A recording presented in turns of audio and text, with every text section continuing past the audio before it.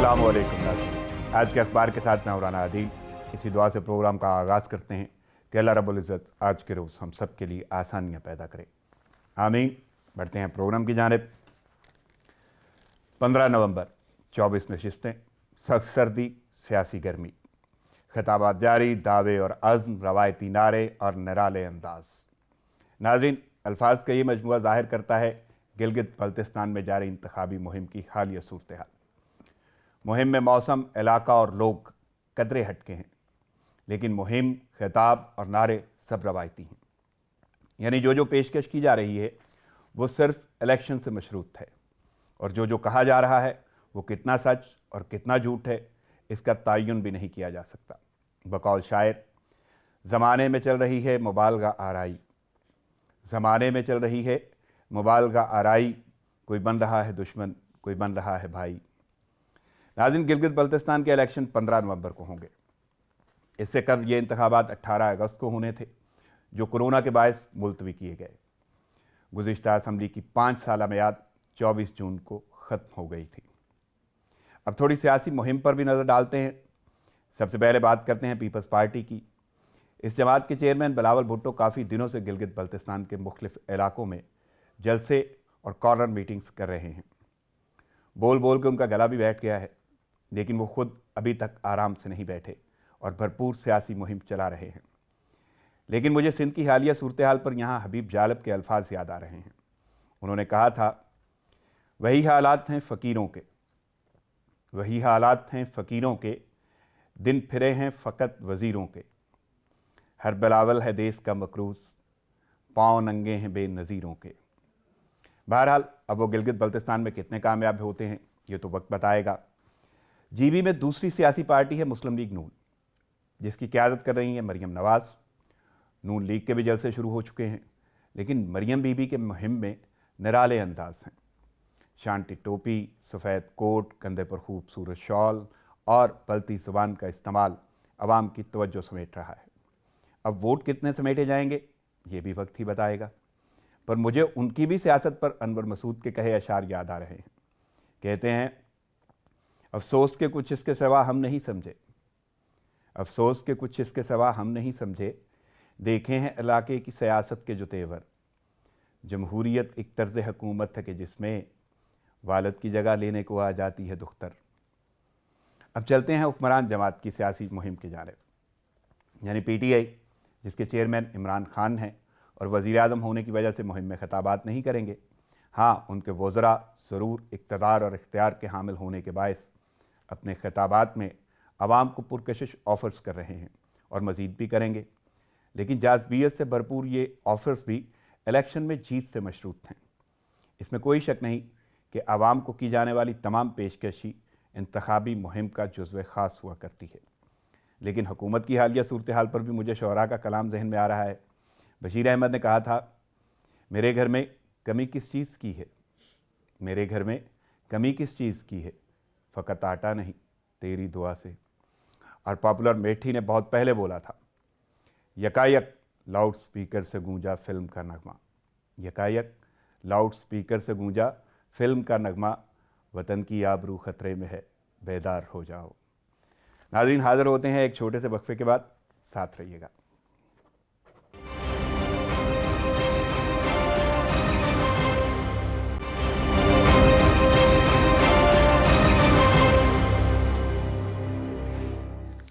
Welcome back नाज़रीन, खबरों और तेजियों का सिलसिला शुरू करते हैं। और सबसे पहले मैं अपनी मेहमान शख्सियत की जानिब जाऊँगा और उनका तारुफ आपसे करवाता हूँ, क्योंकि गिलगित बल्तिस्तान में इस वक्त इंतखाबात हैं। मौसम जैसा भी है, लेकिन सियासी गर्मी अच्छी खासी है वहाँ पे। लेकिन मौसम की क्या सूरत हाल है इन दिनों में, वो भी मेहमान से पूछेंगे, क्योंकि उनका ताल्लुक़ भी गिलगित बल्तिस्तान से है।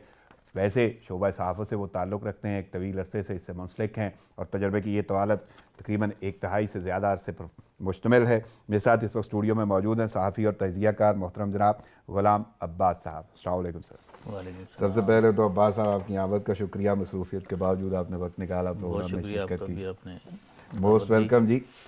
अच्छा जी, गिलगित बल्तिस्तान यानी इंतखाबात हो रहे हैं, 15 नवंबर को इलेक्शन है और अच्छी खासी गर्मा गर्मी है, लेकिन उससे पहले मैं जानना चाहूँगा कि वहाँ का मौसम कैसा है, क्योंकि सुना है सर्दी है अच्छी खासी, और सियासी गर्मी पे बाद में जाएंगे। वहाँ की सर्दी का तो कुछ बताएं कि क्या सूरत हाल है इन दिनों। बिल्कुल, आपने बिल्कुल वजह फरमाया कि इस वक्त सर्दी का मौसम अब तकरीबन अक्टूबर से वहाँ तकरीबन सर्दी शुरू हो जाती है। लेकिन ये कि इस हद तक सर्दी नहीं है कि लोग घरों से ना निकल सकें या बर्फबारी हो रही हो या मतलब फ्रीज़ हो रहे हो, उस तरह की सर्दी इस वक्त नहीं है। वो दिसंबर, जनवरी, फरवरी तक के लेकिन ये मामला शुरू अभी हो भी जाता है। क्योंकि लेकिन हमने है जो कि पहनावा देखा है जी वो जी अच्छे खासा सर्दी है, ठंड है वहाँ मतलब पे। वो आप वहाँ के लोगों से पूछें कि इतनी सर्दी है तो शायद वो इस तरह से ना बताएं। यहाँ से अगर कोई बंदा जाता है तो उसके लिए अच्छी खासी सर्दी लगेगी। और वहाँ पर कुछ हल्के जैसे गुलतरी हैं, ये जो पहाड़ी इलाके हैं, वहाँ पर बर्फबारी भी हुई है हुई और है। बर्फबारी हुई है। और वहाँ के एक जो कंटेस्टेंट है इस वक्त, जो कैंडिडेट है पीटीआई का, वो बाकायदा 3-4 दिन उनसे रब्ता नहीं रहा। लोगों को पूछते रहे कि वो हमारा जो है वो नुमाइंदा कहाँ चला गया। तो सही। वो क्योंकि उस इलाके में अपनी कैंपेन के लिए गए हुए थे, वहाँ बाकायदा बर्फबारी हुई है। और उधर एक हमेशा से इस नवंबर दिसंबर में इस मौसम में इससे पहले जो है ना वो इलेक्शन नहीं कराते रहे हैं, इससे पहले हुई नहीं है इलेक्शन। अच्छा। लेकिन एक इस दफ़ा क्योंकि एक दफ़ा कोरोना की वजह से पोस्टपोन हो गया था, बिल्कुल। इसलिए इन्होंने नवंबर में ये यानी इलेक्शन इन रखा दिनों है। में कहीं और भी बर्फबारी के चांसेस हैं? ये गुलतरी एरिया जो एक 6 महीना बाकी जो गिल बल्तिस्तान के इलाके उससे वो कट के रहते हैं हर साल। अच्छा। 6 महीना उसका यानी रास्ते राब्ता मुनक़ता हो मुनक़ता जाते होता हैं, है। राब्ते मुनक़ता राब्ता हो मुनक़ता जाते होता हैं। है। वहाँ के जो रिहायशी हैं वो अपने 6 महीने के सामान पहले ख़रीद के, जो ज़रूरी चीज़ें होती हैं वो ख़रीद के रखते हैं। यानी वो खरीदा जा चुका है खरीदा या अभी खरीदना होगा आपको लगता मेरा ख्याल है कि ख़रीदा जा चुका होगा। लेकिन ये कि अब ये 15 नवंबर को अगर खुदा न खास्ता मौसम उस कुछ तरीके ऐसी से सूरत हाल हुई किसी तो ये सूरत हो हाल सकता है होती कि है तो लोग घरों से वहाँ ना निकल पाएँ। नहीं डिस्टर्बेंस हो सकती है। लेकिन ये कि अब तक राब्ता बहाल है और चले हम उम्मीद करते नहीं, हैं कि इतना जी जी ठंडा मौसम तो है ना, जी कहीं ना कहीं बिल्कुल ऐसी सूरत हाल का जी जी सामना तो हो कुछ जाता है। कुछ पहाड़ी जितने इलाके हैं, वादियाँ हैं, वहाँ काफ़ी सर्दी है तो इस फिर टाइम। इस सर्दी में सियासी गर्मी जितनी है वहाँ पे, जी इस वक्त गहमा गहमी है, इंतखाबी मुहिम चल रही है, तमाम सियासी पार्टियाँ वहाँ पे मौजूद हैं, बाकायदा और बाज़ाब्ता जलसे, मीटिंग्स, कॉर्नर मीटिंग्स और बाकी मामला चल रहे हैं, तो ये कैसी सूरत हाल है वहाँ पे? बिल्कुल, उधर सियासी गर्मी जो इस वक्त देखने में आ रही है, मैं गुज़श्ता जो इलेक्शंस वहाँ पर होते नहीं उसको भी देखता रहूँ। मतलब इलेक्शन के दौरान सियासी गहमा गहमी तो होती है, लेकिन ये कि अब हर इलेक्शन के साथ मैं इस चीज़ को अगर कंपेयर करूँ पिछले जो इलेक्शंस हुए हैं, तो इस दफ़ा ज़्यादा सियासी गर्मा गर्मी मुझे देखने को मिल रही है। सही। और पॉलिटिकल पार्टीज़ के लीडर्स जो है वहाँ कॉर्नर्स मीटिंग कर रहे हैं, बड़े बड़े पॉलिटिकल जो सियासी इज्तिमा है उनसे खिताब कर रहे हैं। बिलावल भुट्टो नहीं वहाँ तो है, अच्छा खासा अच्छा खासा आवाम का क्राउड हजूम है, वहाँ पे क्राउड हजूम है। देखा जा रहा है। तो इससे आप अंदाज़ा लगा सकते हैं कि लोगों में एक सियासी शऊर भी हैं और वो इसमें बढ़ चढ़ कर हिस्सा भी ले रहे हैं। दूर दराज से जैसे कराची, लाहौर, यहाँ जो गर्म इलाकों से ताल्लुक़ रखने वाले, यहाँ से भी मैंने देखे हैं कि लोग इलेक्शन में हिस्सा लेने के लिए उधर जा रहे हैं। यानी आमदोरफ्त भी रहती है और जी लोगों का हमदर्द जी इंटरेस्ट भी है अच्छा जी खासा। बिल्कुल इंटरेस्ट है। चले मैं अगर थोड़ा सा मजीद गुफ्तगू करूं तो मैं ये जानना चाहूँगा कि वहाँ के लोग जितने भी हैं, नेटिव वहाँ के बाशिंदे, वो मसलन वोट कास्ट करने के लिए किस चीज़ को ज़्यादा अहमियत देते हैं?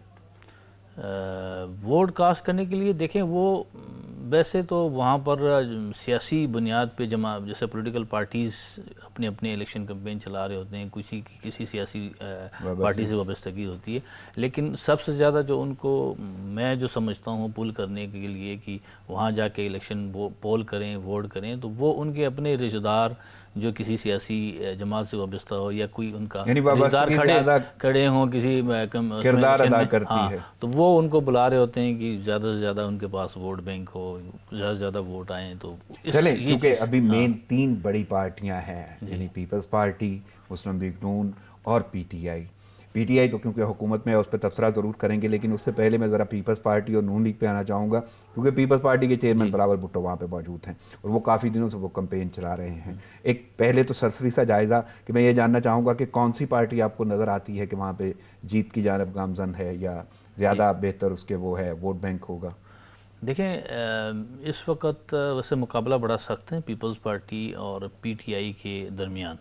लेकिन ये है कि क्योंकि एक हिस्ट्री रही है गिलगित बल्तिस्तान और एजेके की एक हिस्ट्री रही है कि जिस पार्टी की मरकज़ में हुकूमत होती है उसी पार्टी की इन इलाकों में, उन एरियाज़ में उसकी गवर्नमेंट बनती है, क्योंकि उन इलाकों का डिपेंडेंस, उस गवर्नमेंट का डिपेंडेंस सबसे ज़्यादा मरकज़ पे, फेडरल गवर्नमेंट के ठीक ऊपर है, होते हैं। बिल्कुल। तो लोगों की ये सोच है कि हम अगर जो वफाकी पार्टी है, वफाक में जो रूल कर रहे हैं, उस पार्टी के साथ अगर वाबस्ता रहेंगे, हमें फंड्स मिलेंगे, प्रोजेक्ट्स की जो है ना वो यानी इलाके की तरक्की को मद्देनजर रखते को हुए। नज़र रखते हुए, तो उसी को ज़्यादा प्रेफर किया जाता है। तो इस दफ़ा भी जो मेरी अपनी अंडरस्टैंडिंग या असेसमेंट है, उस हिसाब से पीटीआई आगे हैं बाकी पार्टियों से। पीटीआई की शायद गवर्नमेंट वहाँ फॉर्म करने की पोजीशन में आ जाएगी, सिंपल मेजॉरिटी कम से कम उनको मिल सकती है। लेकिन ये कि मुकाबला इस दफ़ा पीपल्स पार्टी ने गुज़श्ता जो इलेक्शंस हुए उससे ज़्यादा इस दफ़ा इन्होंने अपनी कैंपेन अच्छी खासी वहाँ यानी कर रखी पीपल्स है। पार्टी ने कैंपेन मुहिम अच्छी अपनी खासी चलाई है। चलाई है। और बिलावल भुट्टो का 21 रोज़ा दौरा, और इस वक्त भी वो गिलगित बल्तिस्तान में है। ये इससे पहले किसी पार्टी का हेड जो है वो वहाँ पर इतनी लंबी कैंपेन उन्होंने नहीं चलाई है। तो बिलावल कुछ फर्क पड़ता आपको नज़र आ रहा है कि पीपल्स पार्टी अगर चेयरमैन वहाँ पे मौजूद है और इतने दिनों से वहाँ पे वो दौरे पे है और कैंपेन कर रहा है और जलसे जुलूस और खिताबात जारी हैं, तो क्या कोई फ़र्क पड़ता हुआ महसूस हो रहा है आपको कि कोई ऐसा चेंज आ सकता है? पीपल्स पार्टी के लिए फ़ायदा जो उनके कुछ कैंडिडेट्स जो जियाले हैं, आप समझ लें कि वो हमेशा पीपल्स पार्टी के साथ रहे, इलेक्शन पहले भी जीतते रहे और इस दफ़ा भी इलेक्शन लड़ रहे हैं। तो वो बिलावल भुट्टो ने एक होशियारी यही की है, समझदारी का मुजाहरा किया है कि उन्होंने सबसे पहले उन कंस्टिट्यूंसी को फोकस किया जहाँ पीपल्स पार्टी का स्ट्रॉन्ग होल्ड है या जहाँ पर उनकी रूट्स है, तो उसी को उन्होंने फोकस किए, वहाँ इन्होंने बड़ी मेहनत की है। तो मेरा ख़्याल है कि 5-6 सीट्स इस दफ़ा जो है वो शायद पीपल्स पार्टी वहाँ जीतें। लेकिन ये कि मुकाबला फिर भी सख्त है, क्योंकि नहीं तो अगर 5-6 सीट्स पीपल्स पार्टी जीत जाती है और जिस तरह आप बता रहे हैं कि कैंपेन भी की है और पहले कभी किसी लीडर ने इस तरह अपनी, किसी भी पार्टी के लीडर ने इस तरह वो क़यादत नहीं की, कैंपेन नहीं की, तो ऐसी सूरत हाल में अगर पीपल्स पार्टी जीतती है, कुछ वोटें ये जिस तरह नशिस्तें आप कह रहे हैं कि ले जाते हैं, तो आपको क्या लगता है कि पीटीआई फिर भी सिंपल मेजॉरिटी में जा सकती है? और दूसरा, अगर ऐसी सूरत हाल है तो बाकी पार्टियों का किरदार? देखें, पीटीआई की इस वक्त जो पोजीशन है वो, क्योंकि वहाँ पीटीआई के में इस वक्त जितने लोग बाकी पार्टियों से जो विनिंग कैंडिडेट्स हैं ना, जो जिनके पास कुछ वोट बैंक्स अपने होते हैं, जो इलेक्टेबल्स जिसे कहते हैं, तो वो मुस्लिम लीग नून से, पीपल्स पार्टी से, बाकी पार्टियों से अपना पार्टी छोड़ के उसमें पीटीआई ज्वाइन कर लिए हैं। क्योंकि एक इम्प्रेशन है, जैसे भी मैंने पहले बताया जीबी और एजीके में, तो वो उन्होंने जैसे ही इस इलेक्शन का जो प्रोसेस शुरू हो गया, इस्लामाबाद में इन्होंने डेरा लगा के बाकायदा पीटीआई की जो टिकट लेने के लिए इन्होंने भरपूर कोशिश की, इन्होंने अपनी कन्विंसिंग की। तो वो जो इलेक्टेबल से ज़्यादातर जो है वो पीटीआई के पॉकेट में इस वक्त मौजूद है। तो पीटीआई और फिर रूलिंग पार्टी हैं, ज़ाहिर सी बात है उनके पास गवर्नमेंट मशीनरी बाकी चीज़ें होती है, इन्फ्लुएंस करते हैं, तो वो पीटीआई ज़्यादा से ज़्यादा सीट्स लेने की पोजीशन में हैं। बाकी आपने पूछा कि बाकी पार्टियों का, उसमें अगर आप मुस्लिम लीग नून का कहेंगे तो मुस्लिम लीग नून को मुझे नज़र नहीं आ रहा है कि कोई मुस्लिम लीग नून कोई मेजर कोई इसमें कोई सीट से किरदार अदा कर सकते हैं। ये तकरीबन कोई मेरी अपनी असेसमेंट के मुताबिक ये कोई चौथे पोजीशन पे आते हैं। चौथे में भी आए तो कितनी सीट मिलती नजर आती है? 1 या 2 सीट बड़ी मुश्किल से शायद 1 या 2 सीट मिल सकती है। और इसके साथ मेरे ख्याल में JUI भी वहाँ पे है। JUI की शायद इस वक्त कोई इतनी पोजीशन नहीं है, वो शायद कोई सीट निकालने में कामयाब ना हो। जमात इस्लामी भी इस पोजीशन में नहीं है। बाकी जो मजहबी जमातें हैं, MWM और ये तहरीक इस्लामी, ये शायद 2-2 सीटें तकरीबन निकाल सकते हैं। चलें, अब मैं ज़रा उस गहमा गहमी की जानिब आ जाऊँ जो हम बात कर रहे हैं कि मुहिम में काफ़ी अच्छी खासी तेज़ी है और बिलावल भुट्टो काफ़ी देर से वहाँ पे मौजूद हैं, और जिस तरह आपने जिक्र भी किया कि पहली बार ऐसा हो रहा है, तो इसके बावजूद उनके जो खिताबात हैं उनमें वो वाज़े तौर पे अज़्म कर रहे हैं उसकी तरक्की के हवाले से, उसके हकूक़ के हवाले से। इसके साथ साथ उन्होंने वाज़े तौर पे बोला है कि अवामी जमात ही हकूक़ का तहफ़्फ़ुज़ करेगी, और कहते हैं कि ये जो वफाक में हुकूमत है इस वक्त PTI की, हुक्मरानों को क्या मालूम गिलगित बल्तिस्तान के मसाइल क्या हैं। तो आपको लगता है कि ये बातें कहीं ना कहीं असरअंदाज होंगी आवाम पे, या आवाम को इस अंदाज से सोच पाएंगे कि हुक्मरान जमात को छोड़ दें और पीपल्स पार्टी को वोट दें? देखिए वहाँ पर पीपल्स पार्टी के अगर रूट्स हैं तो वो एक भुट्टो के जो एहसानात है उस एरिया के लिए, उस खत्ते के लिए जो रिफॉर्म्स उसने किए, उसी भुट्टोइज़म को लोगों ने रखा हुआ है, और उसी जो एक भुट्टो फैमिली से लोगों की मोहब्बत है, उस बुनियाद पे बिलावल से थोड़ी सी लोगों की अटैचमेंट है। अदरवाइज़ अगर बिलावल ये जो तकरीरें मैं भी सुनता रहता हूँ, आपने भी लंबी लंबी इन्होंने तकरीरें की काफ़ी इज्तिमात में, तो लोग इतने बेवकूफ़ नहीं हैं, वो समझ रहे हैं, वो देख रहे होते हैं कि जैसे आपने इंट्रो में भी बताया कि सिंध की हालत जो है लोगों के सामने है, सिंध में इन्होंने क्या कुछ किया है। सबसे बढ़कर जो पीपल्स पार्टी के 5 साल दौर जीबी में रहे हैं, सब जो 2009 के रिफॉर्म्स के बाद उन्होंने जब गवर्नमेंट फॉर्म हुई थी, पीपल्स पार्टी की वहाँ गवर्नमेंट बनी थी, तो उस गवर्नमेंट की परफॉर्मेंस जो है वो बहुत ख़राब रही है। अच्छा। अब बिलावल भुट्टो ने उस दिन कहा कि पीपल्स पार्टी ने, यानी साबिका जो CM है मेहदी शाह साहब ने 25,000 नौकरियां दी, लेकिन मैं उनसे किसी ने नहीं पूछा कि वो नौकरियां कैसे दी हैं। 25,000 नौकरियां कैसे दी हैं? नौकरियां पीपल्स पार्टी के लीडर ने बेची हैं लोगों को। गुलाम अब्बास साहब गुफ्तगू यहीं से शुरू करेंगे, मुझे एक छोटा सा वक्फा लेना होगा। नाज़रीन, प्रोग्राम जारी है, लेते हैं एक शॉर्ट ब्रेक, साथ रहिएगा।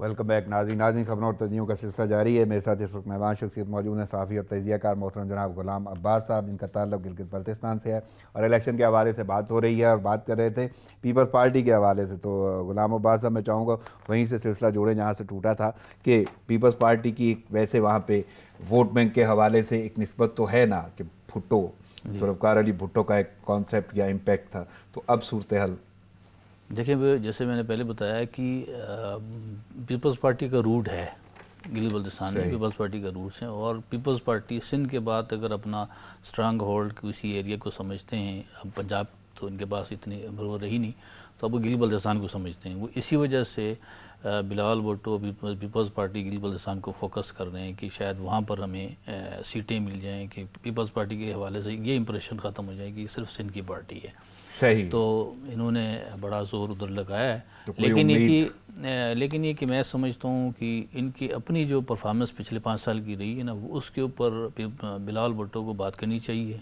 कि जो गलतियाँ उनसे हुई है उसका इन्होंने, यानी अगर कहीं ना कहीं कोई फ़ायदा नज़र आता है तो वो बिलावल भुट्टो के वहाँ होने का ज़रूर हो सकता है जी। अदरवाइज इतना इम्पैक्ट नहीं है कि वो कोई तासर छोड़ें और सिंपल मेजॉरिटी में जा सकें।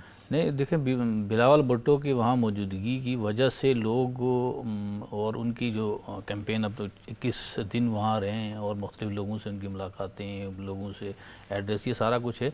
तो लेकिन ये कि मैं अब भी समझता हूँ कि पीपल्स पार्टी का वो जो इंप्रेशन जो पहले होते थे कि भुट्टो की पार्टी फलाना बिस्ताना, यानी वो वालहाना लगाओ, वो वालहाना वो उस तरह से नहीं है। लेकिन मेरा एक और अहम सवाल यहाँ पे है कि बिलावल भुट्टो अपने बयानिए में वाज़ेह तौर पे ये बात करते रहे हैं कि कहीं ना कहीं उनको डाउट है कोई धांधली का, यानी शक का इजहार कर रहे हैं, और बल्कि नून लीग ने तो धरना भी दिया इलेक्शन कमीशन के बाहर। यानी ये सारी की सारी सूरत हाल आपको किधर जाती नज़र आती है? क्या कोई ऐसी बात है या वो सिर्फ अपने ही सोच के ताबे ये बात कर रहे हैं? देखिए, जो भी अपोजिशन पार्टीज़ होती है ना, उनका इल्ज़ाम तो यही, वो उनका एक वतीरा होता है, कोई इल्ज़ाम लगाएं, धांधली करते रहना जो है ना, वो मसाइल का हल नहीं है।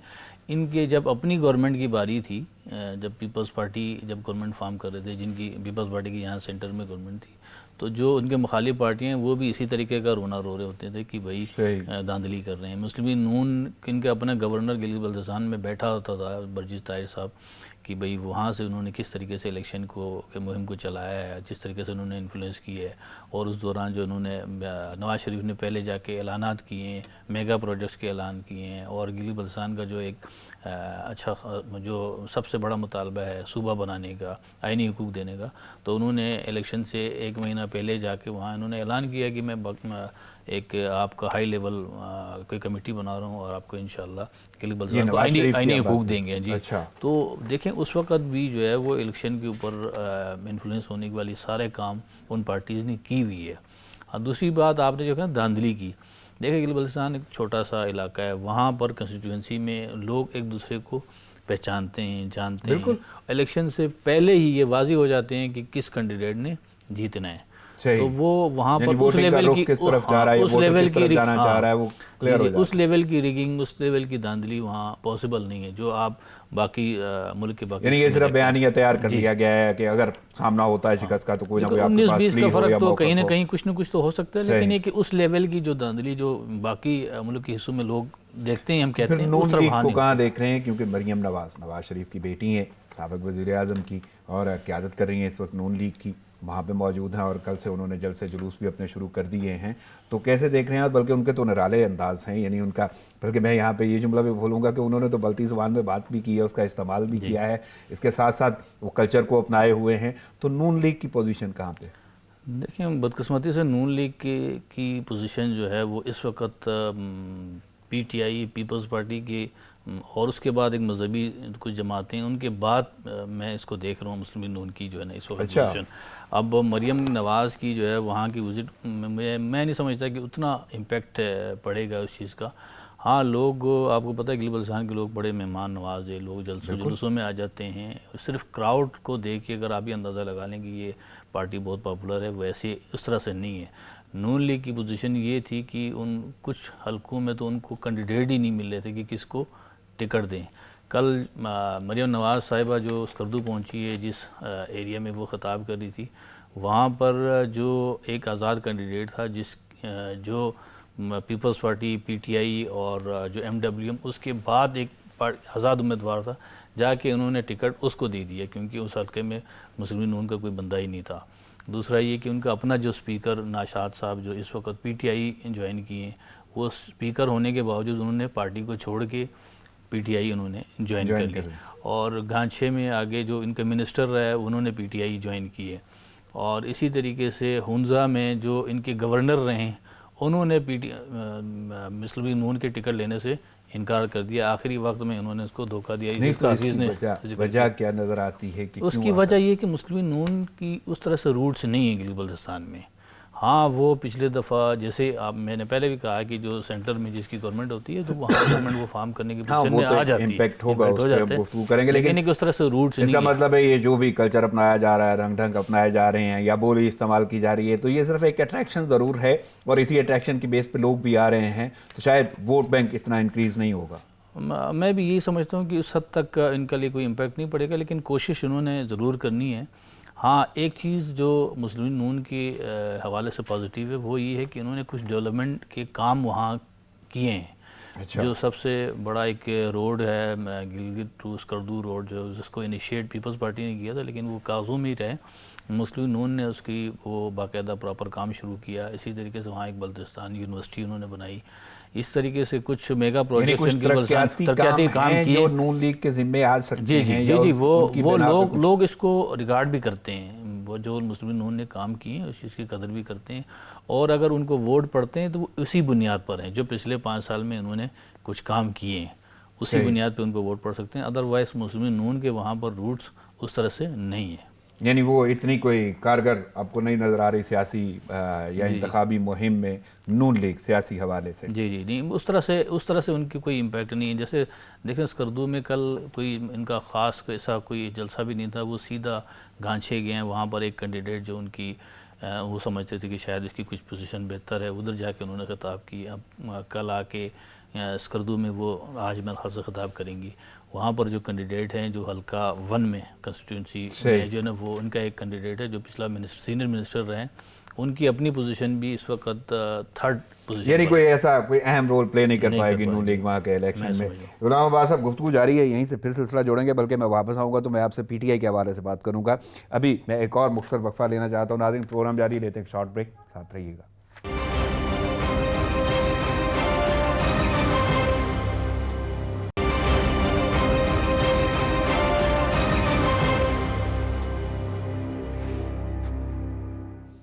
वेलकम बैक नाज़रीन खबरों तजनियों का सिलसिला जारी है। मेरे साथ मौजूद हैं गुलाम अब्बास साहब।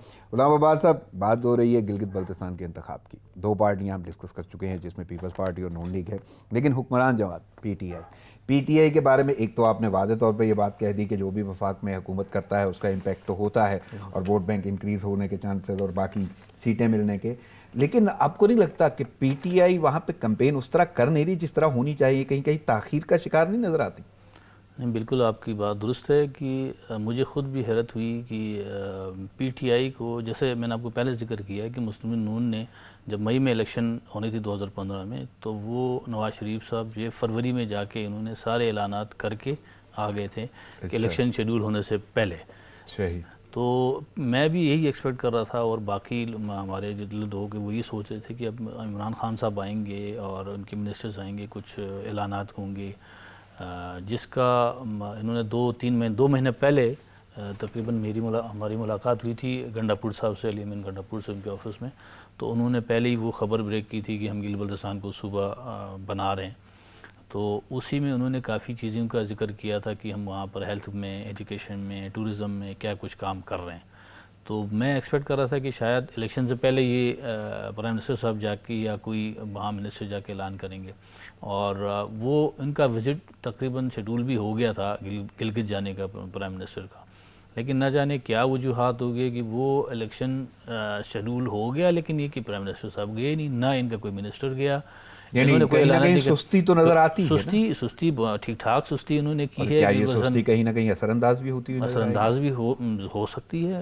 अभी जो इन्होंने गंडापुर साहब को भेजे हैं वो मैं ये वज़रा पे भी बात करना चाहता हूँ। एक तो अली अमीन गंडापुर साहब हैं, वहाँ पे मौजूद हैं, जो खिताबात भी कर रहे हैं। दूसरा मुराद सही भी जाएंगे साथ को। तो ये सूरत हाल ये आपको कैसी लगती है कि ये वज़रा का जो वज़रा यहाँ चुने गए हैं हुकूमत की जानिब से, हुक्मरान जमात की जानिब से, वो क्या कारगर साबित होते हुए नज़र आ रहे हैं? वोट में कर पाएंगे? बदकिस्मती से वैसे अली अमीन गंडापुर साहब रेलिवेंट मिनिस्टर तो है गिल बल्तिस्तान का, जो है वो वज़ीर उमूर कश्मीर और गिल बल्तिस्तान है, वो अपनी जगह। लेकिन सियासी मुहिम के लिए एक फेस चाहिए होते हैं। जैसे पीपल्स पार्टी में के पास बिलावल भुट्टो का एक फेस है, वो वहाँ पर खिताब कर रहे हैं, मौजूद हैं और उसका एक इम्पैक्ट है। इसी तरीके से मरियम नवाज़ जो कल वहाँ पहुँची है, मरियम नवाज़ भी मुस्लिम नून का एक फेस है। तो बदकिस्मती से जो तहरीक इंसाफ है, इन्होंने कोई ऐसी कैंडिडेट को वहाँ अभी तक या कोई ऐसा बंदे मिनिस्ट्री किसी को भेजा नहीं है जिसमें लोगों में ज़्यादा पॉपुलर हो, लोगों की तरफ से थोड़ी सी एक फेस नज़र आए कि ये पीटीआई का फेस है। तो इसका जो है वो एक तो पीटीआई को नुकसान से जाना, दूसरा कोई ऐसा फेस आपको नहीं लगता? तो कहीं ना कहीं ये चीज़ें हैं कि असरअंदाज हों। लेकिन एक और अहम बात यह है कि सूबे की बात हो रही है, सूबा बनाने की, और सूबा डिमांड भी है वहाँ की आवाम की। तो जैसे आपने पहले बोला कि नवाज शरीफ ने भी ये वादा किया हुआ था और बार बार ये भी जिक्र करते हैं, हालांकि हुकूमत में भी रहे पीपल्स पार्टी। तो अब अगर पीटीआई ये बात कर रही है तो ये कितना आपको लगता है कि ये बात, ये दावा सच साबित होता हुआ? देखिए, मैं नहीं समझता था कि तहरीक इंसाफ जो है वो ख़ुद से इस किस्म के ऐलान कर सकते हैं और इतना अहम काम जो है वो तहरीक इंसाफ कर सकें, क्योंकि मुस्लिम नून ने ऐलान किया। मुस्लिम नून के ऐलान के बावजूद, नवाज शरीफ जैसे बंदे के ऐलान के बावजूद भी वो ये काम नहीं कर सके 5 साल में। 2 साल 2.5 साल इन्होंने इसके ऊपर ये जो सूबे की जो रिफॉर्म्स के ऊपर इन्होंने काम किया, लेकिन एट द एंड इन्होंने सिर्फ एक प्रेसिडेंशियल ऑर्डर के ऊपर टका दिया था। तो उसमें बहुत सारे स्टेक होल्डर्स के मसले हैं, कश्मीर का इशू, सारा कुछ है। तो उसके ऊपर उनको उस तरीके से मुस्लिम नून चाहती भी थी, तो लेकिन ये कि वो काम वो नहीं कर सकें, यानी चाहने के बावजूद भी। लेकिन मुझे थोड़ी सी हैरत उस बात पे हुई थी जब गंडापुर साहब ने हमसे बात करते हुए कहा कि तमाम स्टेक होल्डर्स ऑन बोर्ड हैं और हमने इसका फ़ैसला कर लिए हैं और आप ये वो बवांग दहल वो इस किस्म की बातें कर रहे थे। उस वक़्त भी हमें थोड़ा सा शक हुआ था कि शायद ये पॉलिटिकली वैसी कोई स्टेटमेंट दे रहे हैं। लेकिन उसके बाद जब आर्मी चीफ़ ने मीटिंग की तमाम पॉलिटिकल पार्टी से, और जो हमने जो सीरियसनेस हमारे जो कौमी इदारे हैं, अहम इदारे हैं, उनकी तरफ से भी हमें न देखने को मिली। तो अब जो सूबा बनाना, जो मैं समझता हूँ सूबा बनाने का जो फ़ैसला है, जो काम है, वो तकरीबन फ़ैसला हो चुका है। सारी पार्टियों को इस हवाले से उम्मीद होती हुई नज़र आ रही है। सारी पार्टियों को इस बात का इल्म है कि सूबा बनने। इसी वजह से अब बिलावल भुट्टो जहाँ जहाँ जा रहे हैं वो अब ये पीटीआई कहते हैं कि अबूरी सूबा हम बनाएंगे, उन्होंने जिसका ऐलान प्राइम मिनिस्टर ने भी रिसेंटली उन्होंने विजिट करके किया और वो मीटिंग भी हुई और अच्छा सारा कुछ हुआ। लेकिन ये कि बिलावल भुट्टो वहाँ जाके ये खिताब कर रहे हैं कि हम उनको मुकम्मल फुल फ्लेज सूबा बनाएंगे, आइनी सूबा बना देंगे। और मुस्लिम वज़ीर आज़म ने भी कहा कि आईनी जी। हकूक़ का ऐलान तो उन्होंने भी किया। मुस्लिम नून इस हवाले से उन्होंने वो खामोशी रखी हुई थी। कल मरियम नवाज़ ने जाके उन्होंने भी कहा है कि उन्होंने बल्कि अपना वो एक 3 साल 2.5 साल का जो इसके ऊपर उन्होंने जो प्रोसेस किया है, उन्होंने कहा है कि असल में इसके ऊपर काम मुस्लिम नून ने किए हैं और हम ही उसको गिल बल्तिस्तान को सूबा बना कर देगी। तो एक बात तो कन्फर्म है कि ये तीनों पार्टी जो है ना वो इस सूबा बनाने के ऊपर जो है वो इनमें इत्तेफाक नज़र आ रहे हैं। हाँ, इसको पॉलिटिकली केश करने के लिए हर पार्टी कोशिश अपनी कर रही है कि भाई, लेकिन अवाम को अब यकीन होना शुरू हो गया है कि हाँ आईनी हकूक़ मिलेंगे और सूबा बनने के चांस। किसी हद तक यकीन अब हो चला है कि भाई इस दफ़ा गवर्नमेंट ऑफ पाकिस्तान जो है इस हवाले से सीरियस है कि सूबा बना। तो गुलाम मुबारक साहब, गिलगित बल्तिस्तान टूरिज़्म के हवाले से बहुत पीछे, तो मैं जानना चाहूँगा कि वहाँ पे क्या कोई ऐसे मंसूबे चल रहे हैं, कोई तरक्याती काम ऐसा हो रहा है कि वो जो टूरिज़्म की अट्रैक्शन है उसमें कोई इजाफा होता हुआ नज़र आए और कोई कामयाबी? देखिए, बदकिस्मती से इतना पोटेंशियल टूरिज़्म का गिल बल्तिस्तान में होने के बावजूद भी फेडरल गवर्नमेंट का और वहाँ की गवर्नमेंट पर उस तरीके से गिल बल्तिस्तान के ऊपर तवज्जो नहीं दी है। वहाँ पर जैसे टूरिज़्म सिर्फ वहाँ इलाका खूबसूरत होने से कुछ नहीं होता, उसके लिए रोड नेटवर्क, वहाँ पर जगह जगह आपके टूरिस्ट के लिए फैसिलिटीज़, ये सब होना ज़रूरी है। कुछ इक़दाम तो मुस्लिम नून ने उठाए थे, लेकिन ये कि लेकिन अभी ज़रूरत अभी है। बहुत ज़रूरत है। पीटीआई की गवर्नमेंट ने अभी कुछ गुलाम मुबारक साहब, वक्त की किल्लत के बाद मुझे इजाज़त लेना होगी, आपकी आमद का बहुत शुक्रिया। नाज़रीन, प्रोग्राम का वक्त ख़त्म हुआ चाहता है, मुझे इजाज़त दीजिए, दुआओं में याद रखिएगा। अल्लाह ने